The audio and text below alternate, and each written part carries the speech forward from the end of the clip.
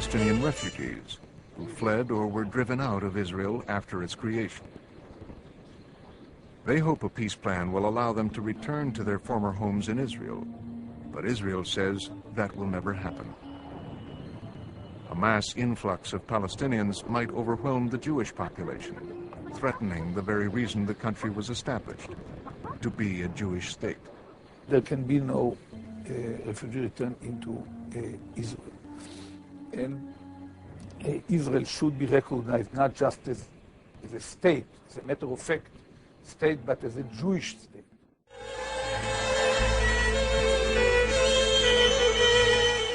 In the Al Jalazon camp near Ramallah, nobody has forgotten they are still refugees, or their right to return to the homeland they were driven from when the State of Israel was founded. Abu Hafez was just 13 years old when his family's exile began. The feeling of pain and injustice is still as strong in him today as it was nearly 60 years ago. I cry about our situation. Years have passed. We have been keeping our homeland, our homes and lands till this moment in our minds and hearts. We want them back. There is no alternative.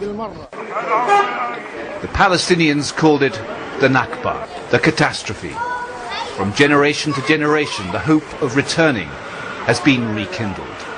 My parents are Abu Hafez's age, and they taught me that I should always say that I want to return, because they themselves want to return, and they cry when someone speaks about the right to return, because there is some sort of a romantic relationship between my father and his land.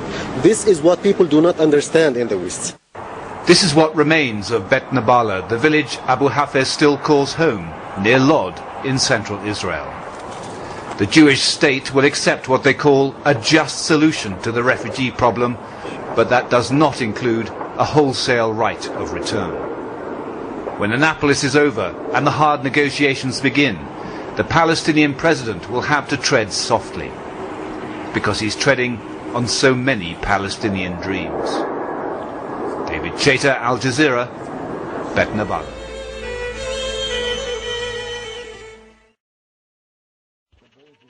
Palestinian refugees on the road again, scenes that echo the past. A past in which the camps in Lebanon came all too often under siege. And among the hundreds of thousands of Palestinians in this country, deep concern about once again being held responsible for the nationwide crisis being faced.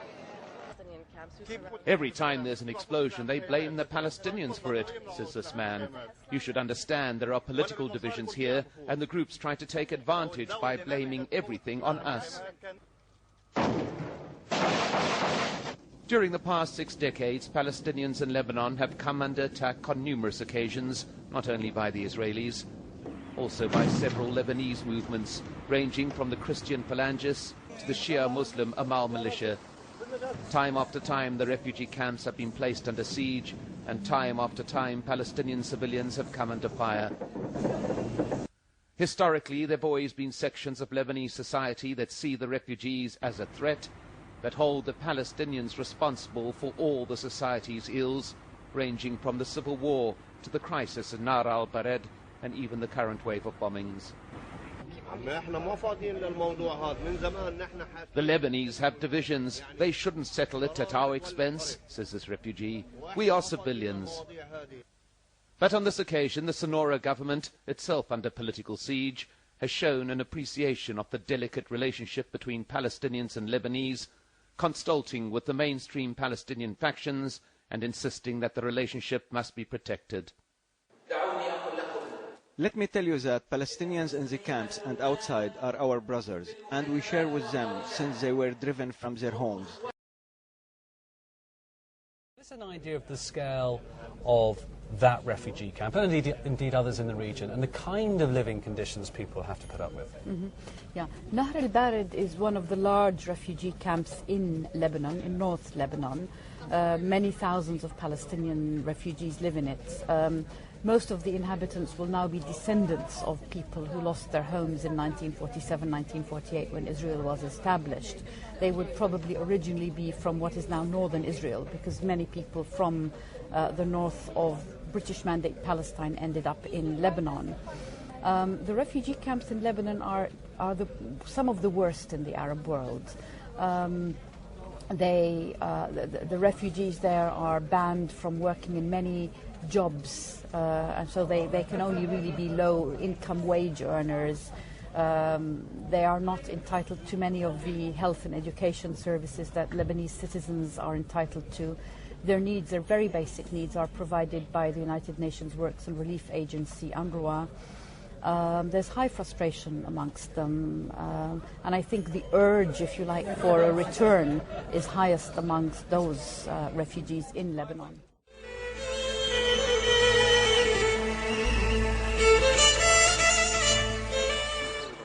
For the last 60 years, Jordan has been hosting 40% of all Palestinian refugees. Abu Mujahid is one of them. Born and raised in Al-Nasr camp, his family, like all other Palestinian refugees in Jordan, was offered asylum and granted citizenship.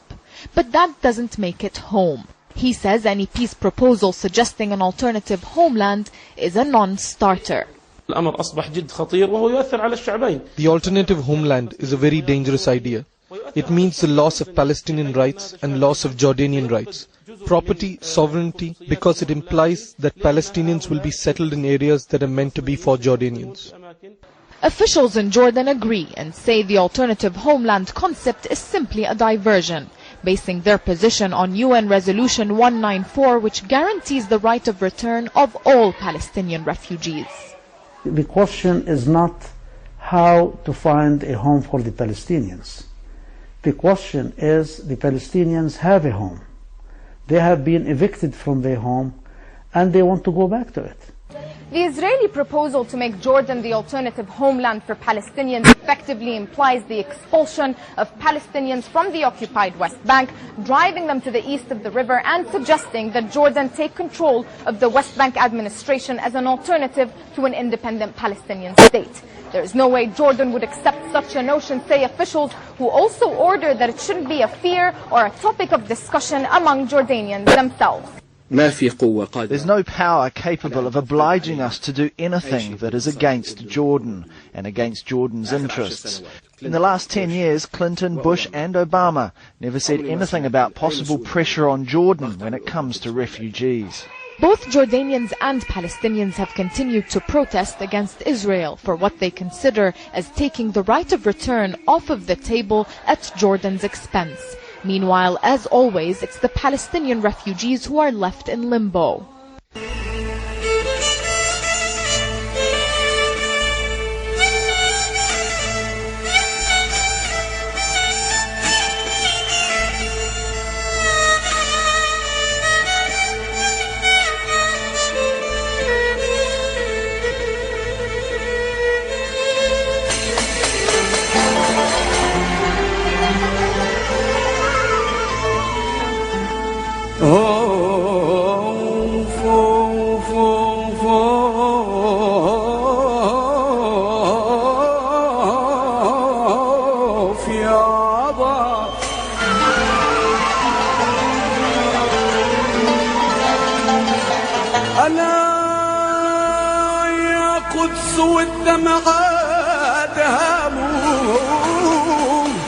أهلي في فياف الأرض هابوا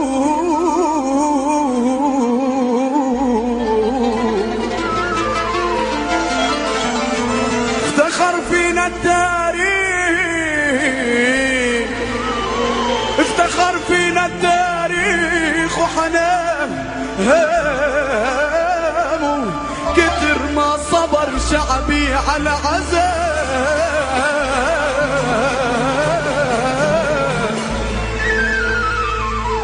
علي الكوفية علي ولولح فيها غني عتابة وميجانة وسامر فيها علي الكوفية علي ولولح فيها غني عتابة وميجانة وسامر فيها السلك تفتح النية تفرح عتابة ودحية السلك تفتح النية تفرح عتابة ودحية خلي البارود يهلل ويحلل